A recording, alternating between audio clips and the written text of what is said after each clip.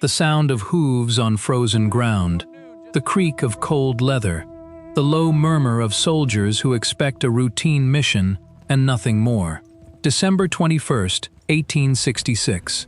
81 American soldiers ride and march out from Fort Phil Kearney into a bitter Wyoming winter. The gates close behind them. The temperature is brutal. The sky is overcast. The hills beyond the fort are silent and white with frost. In less than 40 minutes, every man in that column will be dead.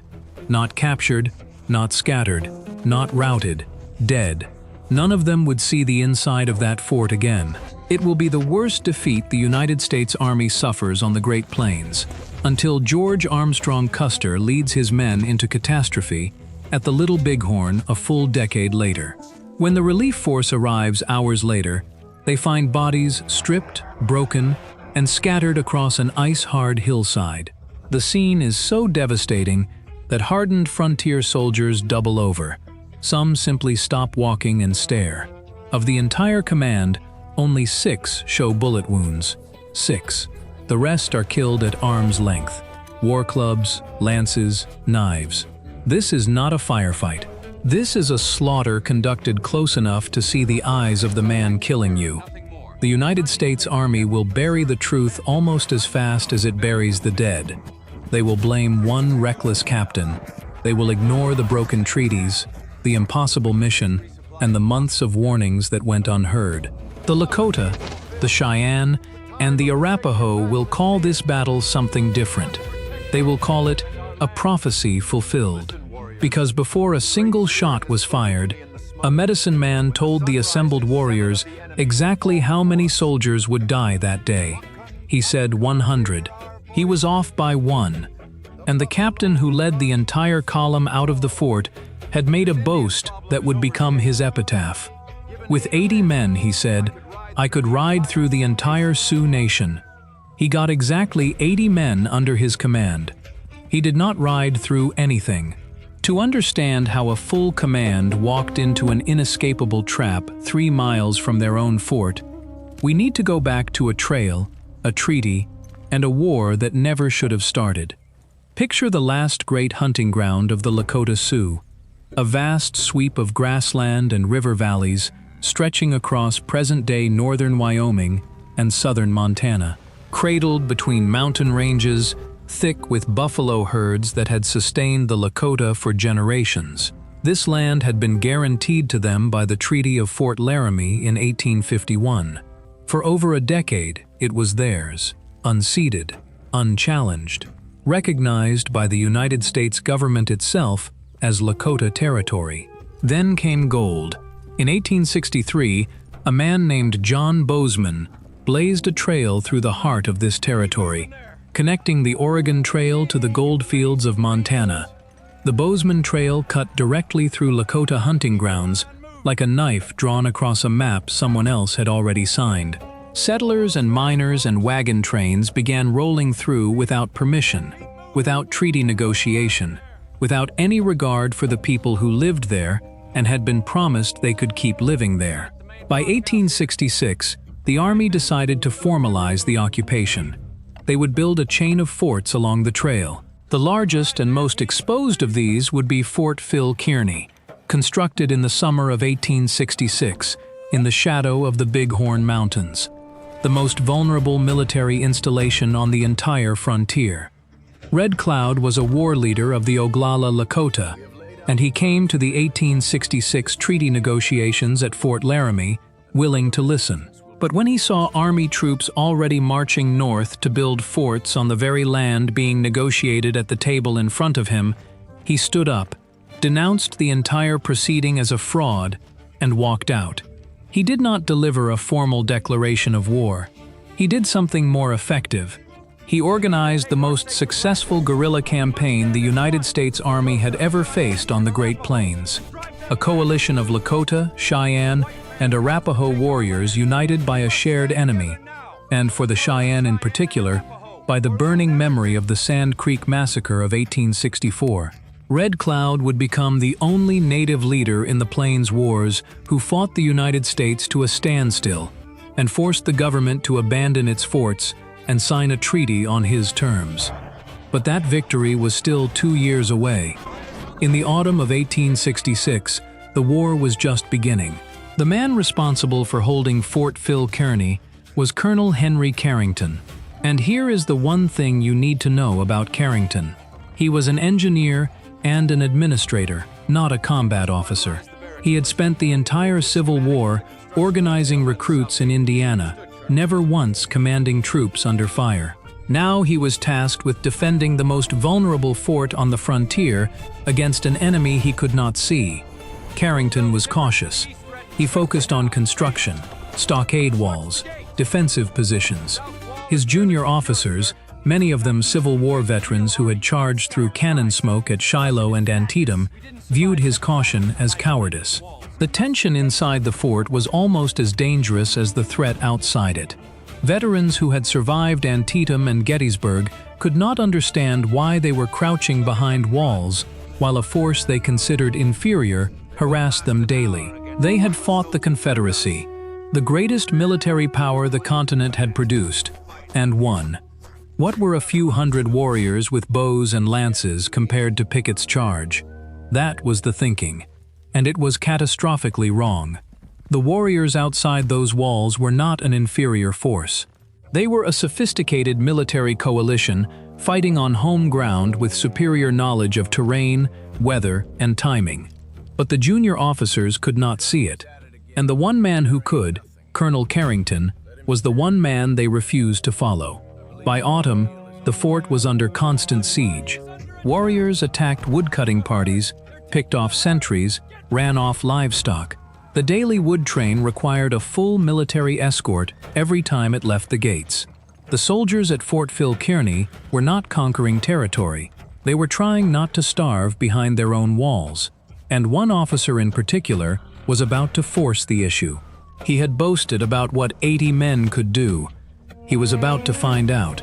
Captain William Fetterman arrived at Fort Phil Kearney in November of 1866, recently promoted, fresh from Civil War service, and openly contemptuous of both the native warriors harassing the fort and Colonel Carrington's defensive strategy. He was the loudest voice among the aggressive faction of junior officers who believed that one hard strike would scatter the Lakota and end the siege. The defining detail about Fetterman is this. He reportedly boasted that with 80 men, he could ride through the entire Sioux nation. He would get exactly 80 men under his command, and every one of them would die. 2 weeks before the battle, Carrington himself led an offensive against warriors attacking the wood train, a pincer movement that collapsed. Poor coordination, freezing conditions, no decisive result. For Fetterman, this was proof that Carrington could not fight. For Carrington, it was proof that the enemy was far more capable than his subordinates believed. Both conclusions were correct. Neither side would listen to the other. On December 21st, Carrington ordered Captain Powell to lead the relief column. Fetterman stepped forward, asserted his seniority, and took the command. Powell stayed behind at the fort. That single substitution, one captain replacing another at the gate, is the difference between life and death. Powell would survive to fight another day. Fetterman would not survive the afternoon. The force that assembled was small, isolated, and outgunned in ways none of them understood. 49 infantry carrying Springfield muzzle-loading rifles, single-shot weapons that required manual reloading after every round. A slow and brutal process in freezing weather. 27 cavalry under Lieutenant Drummond, armed with carbines and revolvers. 2 civilians, James Wheatley and Isaac Fisher, carrying Henry repeating rifles. 16 shots without reloading, the most advanced weapons in the entire column. Captain Frederick Brown, not assigned to the relief force at all, volunteered to ride along. He carried a personal grudge and a revolver he would eventually use on himself. 3 officers, 2 civilians, 76 enlisted men, total 81. Facing them, Red Cloud's coalition had assembled between 1,000 and 2,500 warriors from 3 nations. Lakota, Cheyenne, and Arapaho. This was not a raiding party. This was a planned military operation, months in preparation. The warriors carried bows, lances, war clubs, and knives. Some had firearms, but the majority would fight at close range. They possessed one overwhelming advantage beyond numbers. They knew this terrain with the intimacy of people who had lived on it their entire lives. Every ridge, every ravine, every fold in the ground where a man could hide. They had rehearsed through months of smaller engagements, testing the soldiers' responses, measuring their speed, cataloging their weaknesses. The warriors did not need superior weapons. They had something far more dangerous, a plan, and the patience to execute it. And before the trap was set, a medicine man named Crazy Mule performed a ritual that would define this battle in native memory forever. He rode out from the warrior encampment once, returning empty-handed. Twice, the same. 3 times, nothing.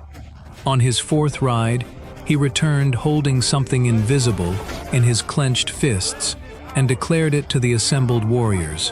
100 in the hands. The meaning was understood instantly. 100 enemy soldiers would die. The number became the name. The Lakota would call this engagement the Battle of the 100 in the Hands. The prophecy became the plan became the name, and the name would outlast every officer, every soldier, and every fort on that frontier. The trap was set along the ridgeline north of the fort, along the road the soldiers must travel to relieve the wood train. All they needed was for the soldiers to follow, and they knew from months of observation that the soldiers always followed. December 21st. The pickets on Pilot Hill raise the signal. The wood train is under attack. Fetterman demands the command. Carrington relents. But before Fetterman walks out the gate, Carrington delivers one explicit order. He looks Fetterman in the eye and tells him, "Under no circumstances are you to pursue the enemy beyond Lodge Trail Ridge. Beyond it, you are out of sight of the fort, out of artillery range, beyond any hope of rescue. Do not cross it." Fetterman acknowledges the order. 81 men pass through the gates. Carrington sends a messenger riding after them, repeating the order. Do not cross Lodge Trail Ridge. It is the last communication he will ever have with any of them. Fetterman's force reaches the wood train and drives off the attackers. The mission is accomplished. The wood train is safe. His orders are to return to the fort. Then, a small group of warriors appears on the slopes ahead, perhaps 100. They ride back and forth, shouting, waving blankets, making themselves impossible to ignore. Among them rides a young Oglala Lakota warrior named Crazy Horse. He is 24 years old. He wears no war bonnet. A lightning bolt is painted on his face and hailstone marks on his body. A small stone sits behind his ear. He has undergone the spiritual preparation that in Lakota understanding makes a warrior untouchable in battle. This is one of his first major engagements in what will become a legendary career of resistance, and he is performing the role he was born for. He is fearless, riding close enough for the soldiers to nearly reach him, then wheeling away at the last instant, always staying just beyond effective rifle range. Other decoy warriors feign injury, dismount as if their horses have gone lame, stagger as if wounded. Everything about their behavior is designed to scream one message: easy target. They retreat slowly, always northward, pulling the soldiers toward Lodge Trail Ridge, toward the one place Carrington told Fetterman never to go. This is the decision point. The mission is done. The orders are clear. The decoys are pulling him in exactly the opposite direction. Fetterman pursues. The infantry marches north. The cavalry, mounted and faster, surges ahead. The column begins to stretch and thin. The gap between the foot soldiers and the mounted troopers widens with every passing minute. This is the gap that will kill them. Not the warriors, not the arrows. The gap. Because when the trap closes, the cavalry and infantry will be separated by several hundred yards of open ground, and neither group will be able to reach the other. They will fight their own separate battles and die their own separate deaths within sight of each other. Step by step, they climb the slope. Step by step, they cross Lodge Trail Ridge, the boundary Carrington drew, the line no one was supposed to cross. Behind them, the fort disappears below the horizon. In front of them, the road descends into a valley flanked by ridges on both sides. It looks empty. It looks quiet. It looks like opportunity. What Fetterman cannot see will kill him. What he chose to ignore already has. On the reverse slopes of the ridges flanking the road, hidden in ravines, crouched behind boulders, pressed flat in the tall brown winter grass, between 1,000 and 2,500 warriors wait in absolute silence. The decoys have done their work perfectly. The soldiers are now 3 miles from the fort, completely out of sight, beyond cannon range, beyond any possibility of timely rescue. The moment the column crosses the ridge and begins descending the far slope, the decoys stop retreating. They turn around, and the world erupts. The sound comes first. War cries from every direction simultaneously.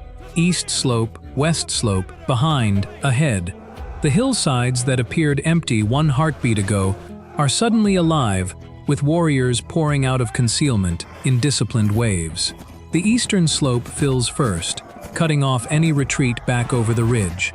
Then the western ridgeline. Then the north. The soldiers are enveloped, surrounded on an open hillside with no cover, no fortification, no escape route. From above, the tactical picture is a textbook envelopment. Warriors converge from 3 sides in coordinated waves, tightening the circle with each surge. The road that brought the soldiers here is no longer a road. It is the floor of a kill box. Grumman's 27 cavalry troopers, already separated from the infantry by several hundred yards, are caught exposed near the northern end of the ridge. The infantry, slower on foot, is pinned on the hillside to the south. The 2 halves of the command can see each other across the gap. They can hear each other fighting. They can hear each other dying. They cannot help. The distance that opened during the pursuit has become a killing ground, and Red Cloud's strategy, months in the making, is executing with terrible precision. The cavalry scrambles for a cluster of boulders on the northern hill, the only remotely defensible terrain in sight. Troopers fire carbines from horseback, but the warriors stay low, moving fast, surging inside effective range before the soldiers can reload. The fighting becomes hand-to-hand on horseback and on foot. Warriors who have trained for close combat since childhood are devastatingly effective. Horses panic, rearing, bolting, throwing riders. The smell of blood and the shrieking of war cries have driven the animals beyond control. Slightly apart from the main cavalry position, the 2 civilians, Wheatley and Fisher, have taken cover near a solitary tree. Their Henry repeating rifles transform the ground around that tree into the deadliest patch on the entire battlefield. 16 rounds without reloading. The Henrys bark again and again, and warriors fall in a ring around the position. For a few desperate minutes, those 2 men hold back the tide with sheer volume of fire. But repeating rifles overheat, ammunition is finite, the rate of fire slows, and when the Henrys finally fall silent, the warriors close the distance in seconds. When the bodies are found later, the ground around that lone tree will be carpeted with more than 100 spent brass cartridge casings. The 2 civilians with the best weapons on the field fought longer and harder than anyone else. It was not enough. Nothing would have been enough. Drummond makes his last stand mounted, fighting from the saddle until he is overwhelmed and dragged down. The cavalry ceases to exist as a fighting unit. The boulders on the northern hill become a graveyard. 60 distinct blood spots soaked into the frozen earth. A forest of arrows driven into the ground and into the dead. The 49 infantrymen under Fetterman have drawn together on the hillside into the tightest formation they can manage. A shrinking cluster of men with no cover except shallow scrapes in the ice-hard dirt and a few pitiful rocks. They can see the cavalry position to the north. They can see it has gone silent. They know what that silence means. They are alone. The last soldiers standing on a hillside 3 miles from a fort they will never see again. Some of them have fought at Shiloh, some at Antietam, some at Gettysburg. They have survived the bloodiest war in American history. A private in the rear rank, a boy from Ohio who lied about his age to enlist, fumbles a paper cartridge with fingers so numb he cannot feel the ramrod in his hands. He has loaded this rifle 1,000 times. He cannot load it now. The man next to him goes down with a lance through the shoulder, and the boy from Ohio drops the cartridge, picks up his fallen comrade's rifle, and fires it into the mass of warriors closing on his position. It is the last round he will ever fire. And now they will all die on a ridge in Wyoming, killed not by cannon or musket, but by men with stone clubs who close the distance faster than numb fingers can reload. The infantry fires its volleys, the sound that carries 3 miles to the fort, the sound that sends Carrington rushing to organize the relief column. But the Springfield muzzleloaders are brutally punishing to reload in this cold. Numb fingers fumble with paper cartridges. Ramrods stick to ice-cold metal. Each man gets 1 shot, and then he must stand exposed for precious seconds reloading, while warriors sprint toward him at full speed. The volleys are measured by heartbeats, not minutes. 2 coordinated crashes of rifle fire, and then the gap closes, and then the warriors are among them. Of the dead, only approximately 6 will show bullet wounds when the bodies are examined. 6. The rest are killed at arm's length. War clubs with heavy stone heads, designed to shatter bone.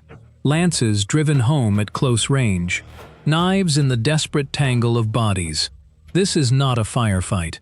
This is a slaughter, conducted close enough to feel the heat of another man's breath. A knot of soldiers stands back to back, swinging empty Springfields like clubs, surrounded on every side.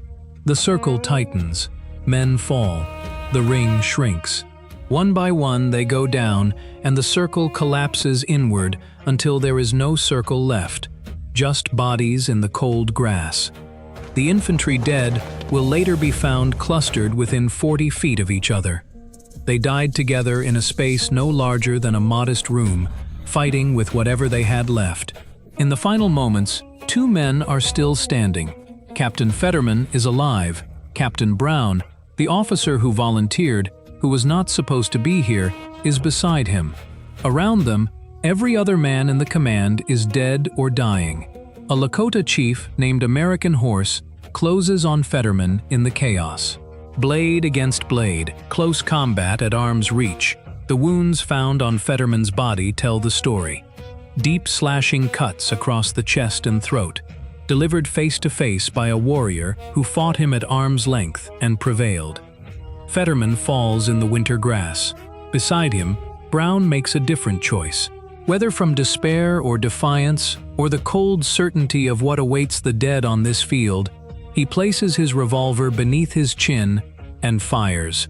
The field falls silent. 81 men lie across a half-mile of ridgeline, infantry heaped on the hillside, cavalry scattered among the boulders, Wheatley and Fisher beside their lone tree in a ring of brass casings. The entire engagement from the first war cry to the last breath has consumed somewhere between 20 and 40 minutes. A complete command erased in the time it takes to eat a meal. Back at the fort, Carrington has heard 2 distant volleys, and then nothing. Captain Ten Eyck's relief column is already moving, but they will not arrive for over an hour. By then, there will be no one left to relieve. Ten Eyck's men move cautiously, fearing a second ambush. When they finally reach the high ground, what they find freezes them where they stand. 49 bodies are visible immediately. The infantry clustered on the hillside in that impossibly tight formation, stripped of everything: uniforms, boots, weapons, personal effects. The condition of the bodies is such that several of Ten Eyck's men double over. Others simply stop and stare, unable to process what they are seeing. Bodies, bitter earth, silence. They push north toward the boulders, where Grumman's cavalry lies scattered among the rocks. Arrows protrude from the winter-locked ground and from stiffened flesh. The 60 blood spots darken the earth in a grim constellation. Near the lone tree they find Wheatley and Fisher. The carpet of spent brass speaks louder than any testimony. Fetterman and Brown are found near each other. The combat wounds on Fetterman, the close-quarters cuts that mark American horses' blade work, contrast starkly with Brown's single self-inflicted wound. Two officers side by side. Two entirely different endings. The bodies are loaded onto wagons and carried back to Fort Phil Kearney. The gates close. The fort enters a state of siege so complete that for days the garrison does not know whether relief will ever come. Among the Lakota and their allies, the prophecy of 100 in the hands has been fulfilled. The actual count falls short of the sacred number, but the power of Crazy Mule's vision is confirmed in the eyes of the coalition. The Lakota will carry this name in memory long after the Army assigns a different title. Coalition losses are estimated at between 13 and 60 killed, a fraction of what they inflicted. A kill ratio of 6 to 1 or greater, achieved in under an hour against trained soldiers carrying firearms. This was not a costly victory. It was a masterclass in military planning and execution. The news reaches the eastern United States by telegraph. The reaction is a volatile mixture of horror and the immediate search for someone to blame. The Army finds its scapegoat with remarkable speed: Colonel Carrington.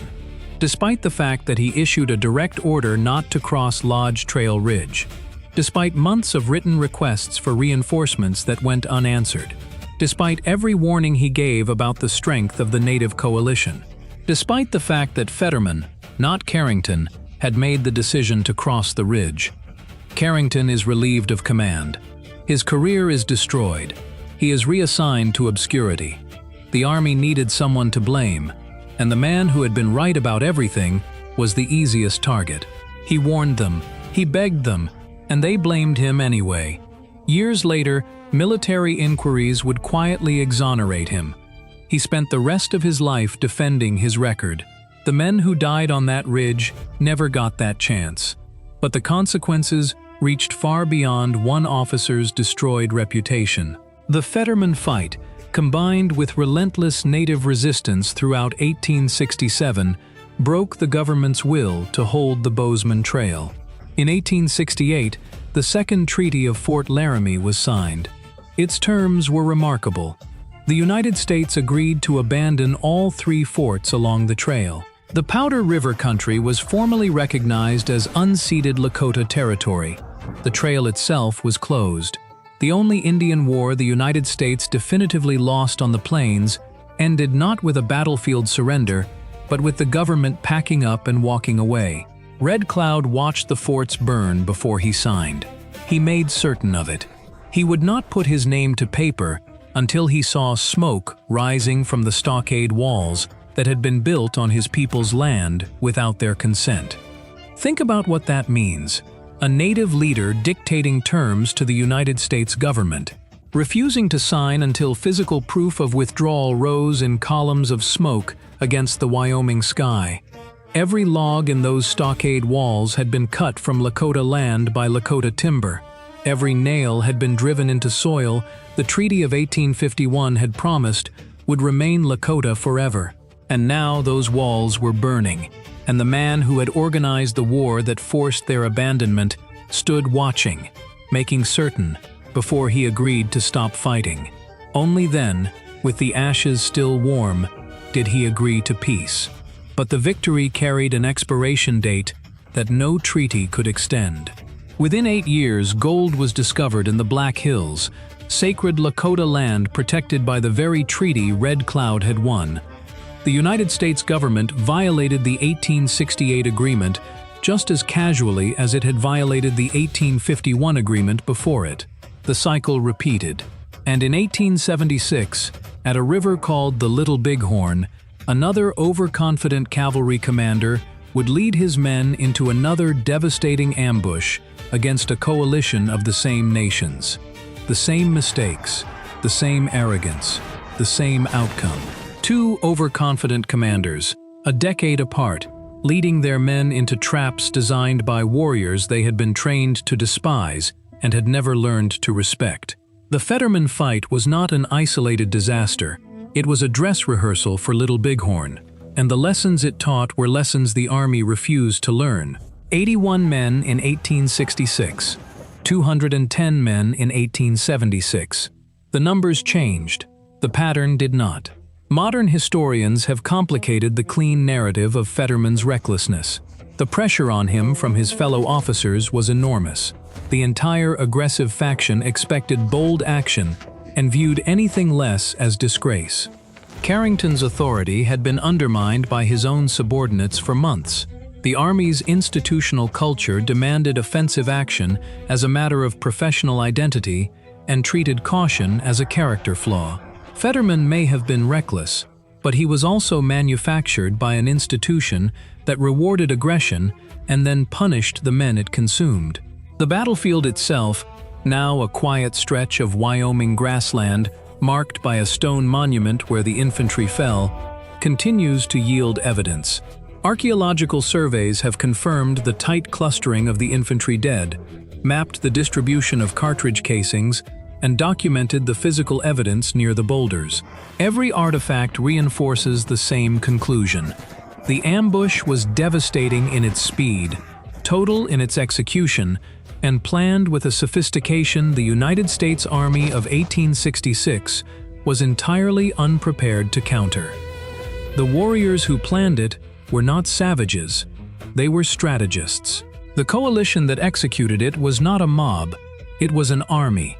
And the nation that produced Red Cloud and Crazy Horse and Crazy Mule was not a nation in decline. It was a nation fighting for its life, with every tool it possessed, including tools the United States refused to acknowledge existed. 81 men marched out from Fort Phil Kearney on the morning of December 21, 1866. Every single one of them died within sight of a ridge they had been ordered never to cross. They crossed it anyway, pulled forward by decoys who vanished into a trap that had been waiting for them since before dawn. The sound of hooves on frozen ground, the creak of cold leather, and then silence. The kind of silence that lasts 150 years. If these stories matter to you, subscribe. There are always darker corners still to come.